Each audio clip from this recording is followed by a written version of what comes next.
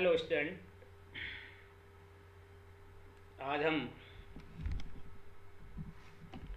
Ecology जो topic हमारा previous class से चल रहा है उसको कंटिन्यू करेंगे।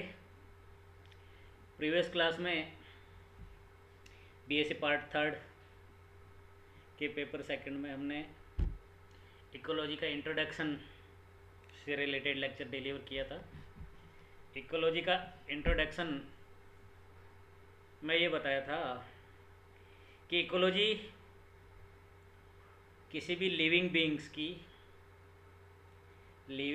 के प्रति एवं लिविंग बीइंग की अपने एनवायरनमेंट, अपने सराउंडिंग, अपने हाउस, अपने एटमॉस्फेयर के प्रति जो इंटरेक्शन होती है उसको इकोलॉजी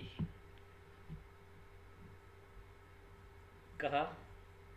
प्रीवियस क्लास में हमने ये भी डिस्कस किया था कि इकोलॉजी जो टर्म है वो ऑइकोस मीन्स हाउस और logos means to study, means घर का अध्ययन करना। घर मीन्स जहाँ व्यक्ति रहता है या इंडिविजुअल रहता है या कोई स्पीसीज रहती है या ऑर्गेनिज्म रहता है। जहाँ ऑर्गेनिज्म रहता है उसका घर, उसका हैबिट हुआ। हैबिट एंड हैबिटेट की स्टडी इकोलॉजी के अंदर इंक्लूड की गई। हैबिट एंड हैबिटेट की स्टडी के साथ साथ इनका एटमॉस्फेयर से पे क्या इफ़ेक्ट होता है, एटमॉस्फेयर का इन पे क्या इफ़ेक्ट होता है, लिविंग बीइंग का लिविंग बीइंग पे क्या इफ़ेक्ट होता है, इन सब की स्टडी को इसमें इंक्लूड किया गया। सबसे पहले टेंस लेने इकोलॉजी वर्ड दिया। उसके बाद में राइटर ने 1868 में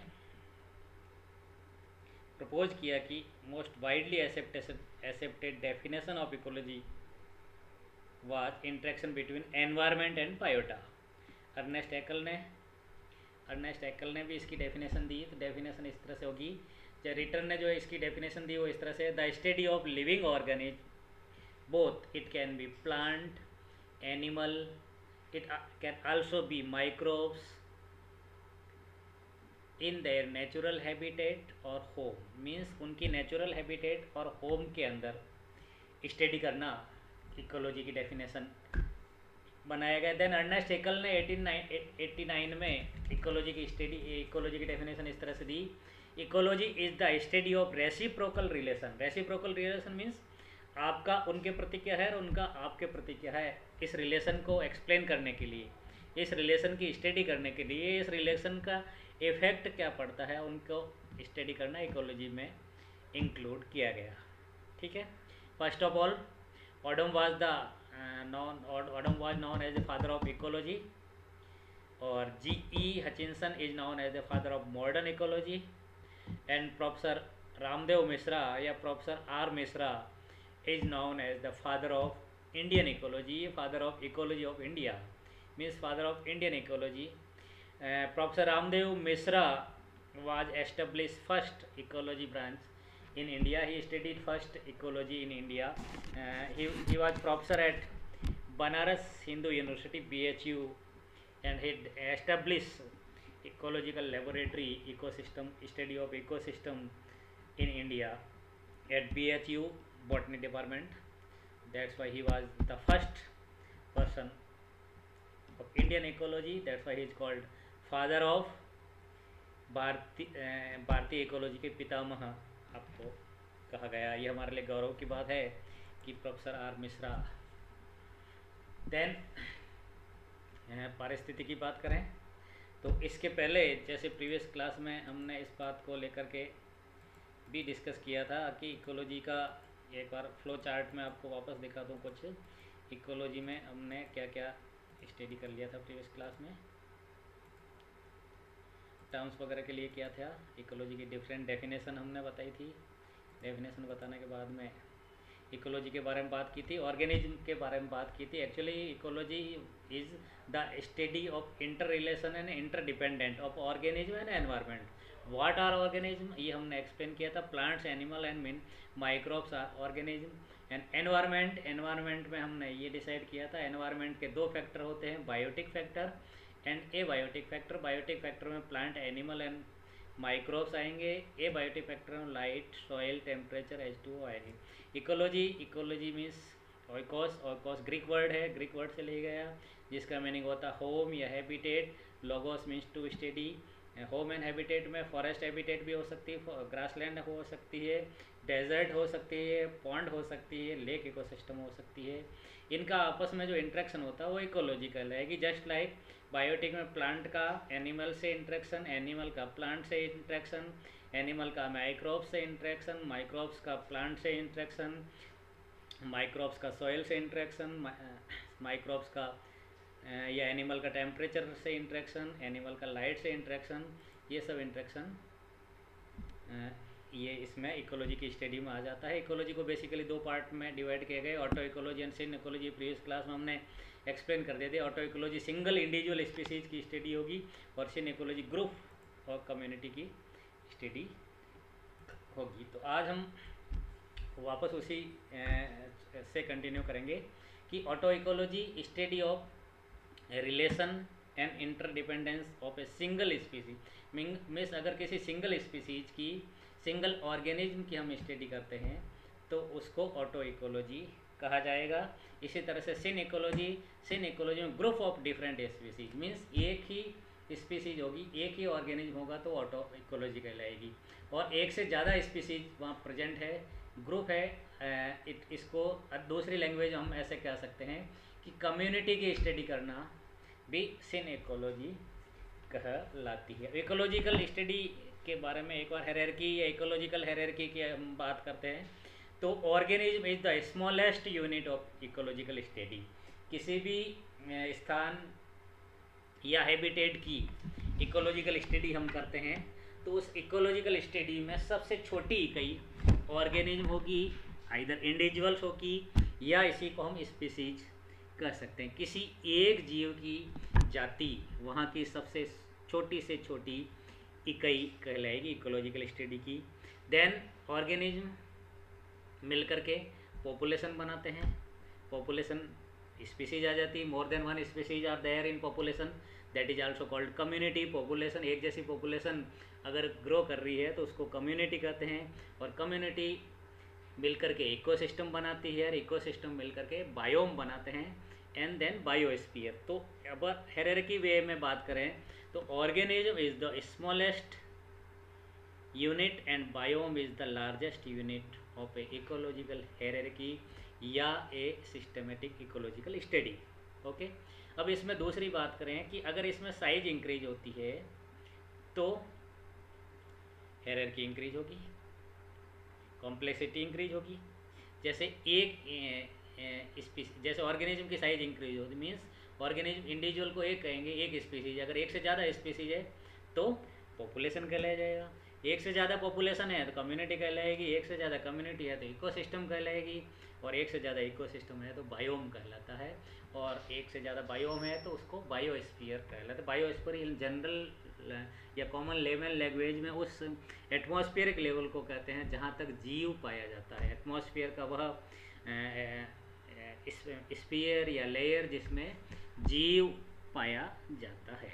ओके, तो स्मॉलेस्ट हो गई ऑर्गेनिज्म एंड लार्जेस्ट हो गई biome. Okay, and in organism is smallest unit of ecological hierarchy, either we can say it is basic unit of ecological study।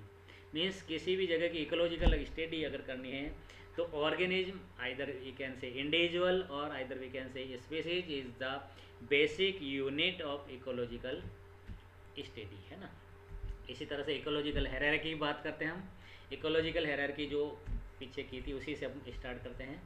The interaction of organism means जीवों का आपस में interaction with their environment result in the establishment of group of organism. Means किसी इन जीवों का वातावरण के साथ आपस में अन्योन्य क्रिया होने के कारण उनका आपस में जो इंट्रैक्शन होती है, इंटरडिपेंडेंस होती है, एक दूसरे के ऊपर निर्भरता या एक दूसरे की आपस में अन्योन्य क्रियाएँ जो ग्रुप का एस्टेब्लिशमेंट करती है, समूह का एस्टेब्लिशमेंट करती है, और which is called ecological hierarchy.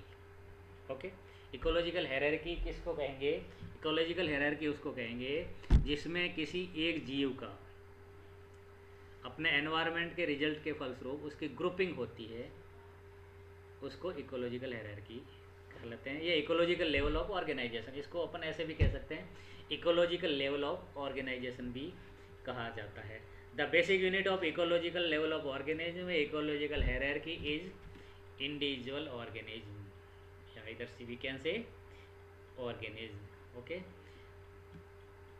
The different hierarchy of ecological system is, ये इलस्ट्रेट बिलो, इसमें ये बताया गया है कि सबसे इंडिविजुअल ऑर्गेनिज्म मीन्स इंडिविजुअल है, ऑर्गेनिज्म है, either we can say this is species, single species, single plant, single animal, single microbes है, एक से ज़्यादा माइक्रोब्स, एक से ज़्यादा ऑर्गेनिज्म होने पे पॉपुलेशन कहलाती है।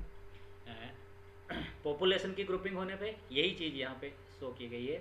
इंडिविजुअल की ग्रुपिंग होने पे पॉपुलेशन कहलाती है, पॉपुलेशन की ग्रुपिंग होने पे कम्युनिटी कहलाती है, कम्युनिटी ग्रुपिंग होने के बाद में इकोसिस्टम कहलाएगा, इकोसिस्टम की ग्रुपिंग होने के बाद लैंडस्केप कहलाता है, और लैंडस्केप की ग्रुपिंग होने के बाद बायोम कहलाता है, और grouping of biome is called biosphere. Okay, then ecological hierarchy में कुछ इन एग्जाम्पल के साथ हम इस तरह से करेंगे कि ये मैंने पहले ही बता दिया, फिर भी वापस बता रहा हूँ कि organism is the smallest unit, biome is the largest unit of ecological study, either we can say it is ecological hierarchy, है ना।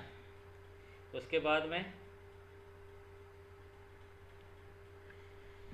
वही ऑर्गेनिज्म की ग्रुपिंग से पॉपुलेशन बनती है, पॉपुलेशन की ग्रुपिंग से कम्युनिटी बनती है, कम्युनिटी ग्रुपिंग से इकोसिस्टम बनता है, इकोसिस्टम की ग्रुपिंग से बायोम बनता है। जस्ट लाइक सिंगल इंडिविजुअल है, ये सिंगल इंडिविजुअल ऑर्गेनिज्म कहलाएगा जो स्मॉलेस्ट यूनिट है, इसकी ग्रुपिंग हुई ये पॉपुलेशन कहलाएगी। जैसे डियर है तो खूब सारी डियर यहाँ इकट्ठी होगी, ये इसकी पॉपुलेशन कहलाएगी। तो डियर की पॉपुलेशन है, जस्ट लाइक ट्रीज़ की पॉपुलेशन हो गई, एनिमल की पॉपुलेशन हो गई, बर्ड्स की पॉपुलेशन हो गई। तो these are community, several communities just are there in this picture, this is example of community. And community है आपस में 2 and 3 और more than 3 type communities are there, that is called ecosystem. एक बार इन सब की डेफिनेशन वापस आपको डिक्टेट करवा देता हूँ, आपको लिखवा देता हूँ। ऑर्गेनिज्म एंड इंडिविजुअल एनिमल और प्लांट और a single cell of life. Means definition क्या लिखोगे ऑर्गेनिज्म की, एक व्यक्तिगत प्राणी या पादप या एक कोशी के जीव, इसकी ऑर्गेनिज्म की डेफिनेशन में आएगा। एग्जाम्पल अभी आपने देख ही लिया। पॉपुलेशन की डेफिनेशन इस तरह से होगी, the number of one species in a given area. Means population एक स्पीसीज गिवन एरिया में कितनी है उनकी स्टडी करना पॉपुलेशन कहलाती है। Community, all the population command is community. And ecosystem a set of living and non living that interact in a given area to create a stable system. Means एक स्थायी तंत्र निर्माण करने के लिए वहाँ जीवित, लिविंग और नॉन लिविंग का एक सेट, एक निश्चित क्राइटेरिया होता है जिसको इकोसिस्टम कहलाते हैं। जस्ट लाइक पॉन्ड इकोसिस्टम की बात करते हैं तो पॉन्ड में एक निश्चित कम्युनिटी है, निश्चित पॉपुलेशन है। जैसे फिश की पॉपुलेशन अलग हो गई, फाइटोप्लैंक्टन की पॉपुलेशन अलग हो गई, जूप्लैंक्टन की पॉपुलेशन अलग हो गई। इसी तरह से different type of water body, water animals की पॉपुलेशन अपनी अलग हो गई।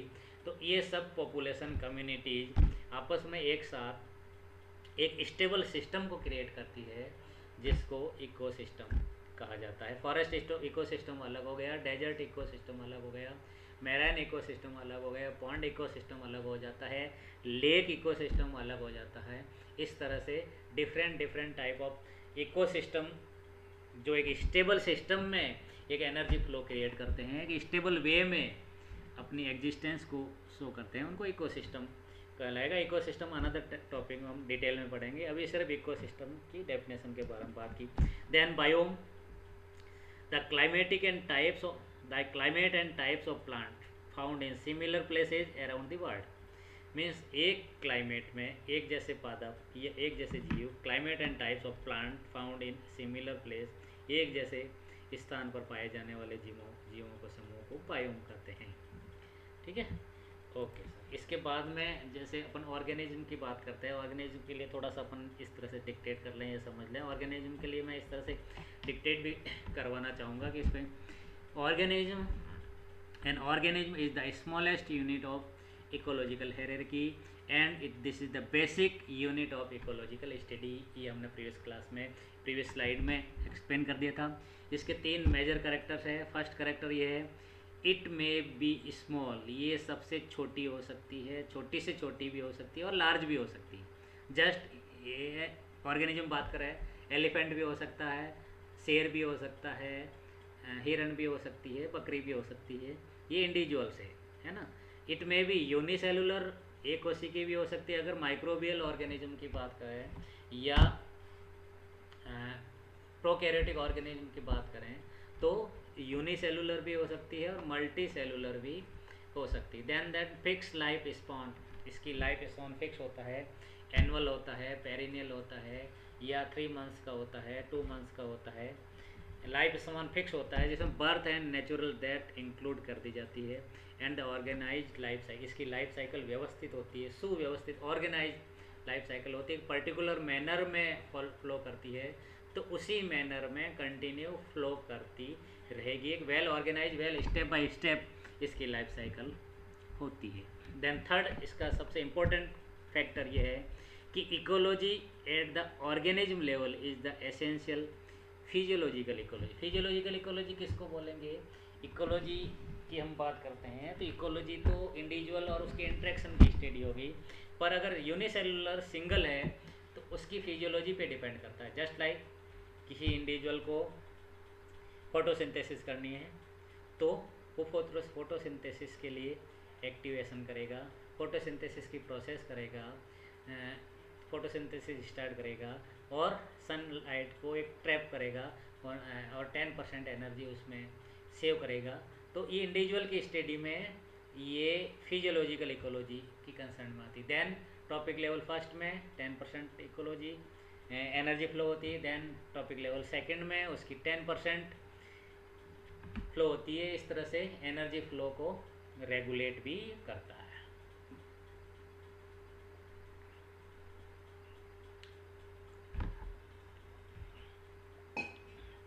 देन हम पॉपुलेशन की बात करते हैं।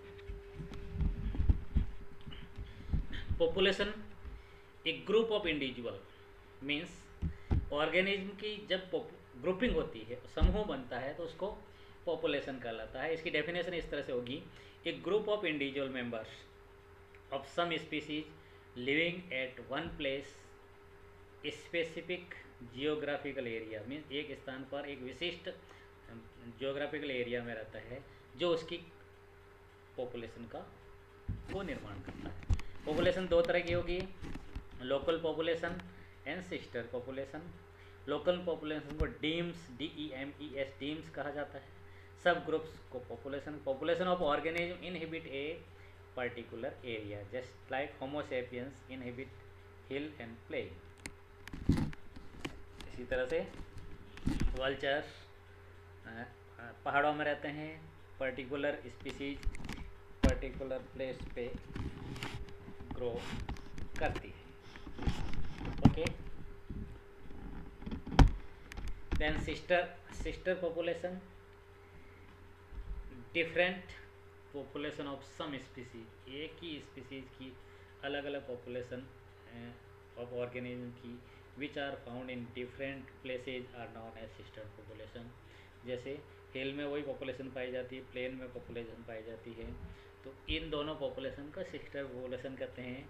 परंतु इकोलॉजिकल करैक्टर को एडप्ट करने से, सपोज कीजिए यहाँ पे कोई ऐसा प्लांट है जिसकी हाइट 4 फीट हो गई, प्लेन में उसकी हाइट 4 फीट हो गई और हिल में हाइट उसकी 2 फीट हो गई, तो ये सिस्टर पॉपुलेशन कहलाती है। अगर ये करैक्टर हेरिडिटी हो जाए, स्थायी हो जाए, वापस ये 2 फीट नहीं होता है, तो अलग स्पीसीज हो गई।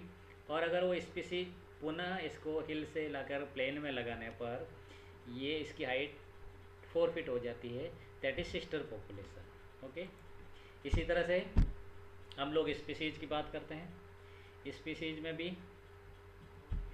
स्पीसीज की डेफिनेशन हम इस तरह से लेंगे। Definition, species is a basic unit of classification. Species किसी भी क्लासिफिकेशन और वर्गीकरण की बेसिक यूनिट है। Define as a group of living organism, means जीवित जीवों के समूहों के रूप में इसको डिफाइन किया गया है। इन structure, function and behaviour and production of similar parent है। कॉमन जीन पूल, एक कॉमन जीन पूल होता है। स्पीसीज का करेक्टर ही है, स्पीसीज का लक्षण ही है कि इनमें एक जैसा जीन पूल होता है। Genetic material can be an interbreed, जो आपस में जनन कर सकती है। अंडर नेचुरल कंडीशन में जो आपस में जनन कर सकती है, उनको एक स्पीसीज या जाति या प्रजाति कहा जाता है। And reproductively isolated from other group, और जनन में के आधार पर ये दूसरी जाति से अलग होती है, क्योंकि आपस में जनन नहीं कर सकती है, उसको स्पीसीज कहा जाता है। जॉन रे ने सबसे पहले स्पीसीज कॉन्सेप्ट दिया था। Some terms related to species: endemic species, keystone species और क्रिटिकल स्पीसीज। एंडेमिज्म या एंडेमिक स्पीसीज उस स्पीसीज को कहेंगे जो स्पीसीज पर्टिकुलर जगह, एक स्थान पर ही पाई जाती, वर्ल्ड में अन्य किसी भी कंट्री में या किसी पर्टिकुलर एरिया में नहीं पाई जाती। टोटली एंडेमिक होती पर्टिकुलर एक रीजन में, that's why it is called endemic species which is found only in A particular area is known as endemic species. Just like Metasequoia is found only in valley of China, kangaroo is found in only in Australia, that is called endemic species, है ना। endemic to कई species ऐसी है totally endemic to Indian continental, that's why the species, the name of that is species is indica. Keystone species, the species which have great influence on the community, character related to their low abundance and or biomass are called keystone species. ऐसी species जो community का निर्धारण करती है। The activity of की species determines the structure of community, means और उसकी activity उस कम्युनिटी का निर्धारण करती है, उसको की स्टोन स्पीसीज का। जैसे एग्जांपल में बताया, lion in forest, kangaroo, rat in desert, fig tree in tropical forest, है ना। अंजीर का वो था ट्रॉपिकल फॉरेस्ट में, शेर में लॉयन ही इस कम्युनिटी को डिसाइड करे। Critical link species, the species which is establish an essential link with their species to help the latter of some vital activity is called species link. जैसे mycorrhizal fungi, many insect species which work on pollination of flower. Okay, तो इसमें थोड़ा सा हम वापस और next class में यहीं से कंटिन्यू करेंगे कि लेक इकोसिस्टम, पॉन्ड इकोसिस्टम और इनके डिफरेंट इकोलॉजिकल टर्म्स को इसमें किस वे में इंक्लूड किया जा सकता है। इसी तरह से कम्युनिटी की बात करें, पॉपुलेशन के बाद कम्युनिटी आएगी। Group of organism of different species, means individual या ऑर्गेनिज्म या जीवों की विभिन्न स्पीसीज, विभिन्न प्रजातियों का समूह जो एक कॉमन एरिया में रहता है, उनको कम्युनिटी कहलाते हैं। जैसे which is interrelated and interdependent.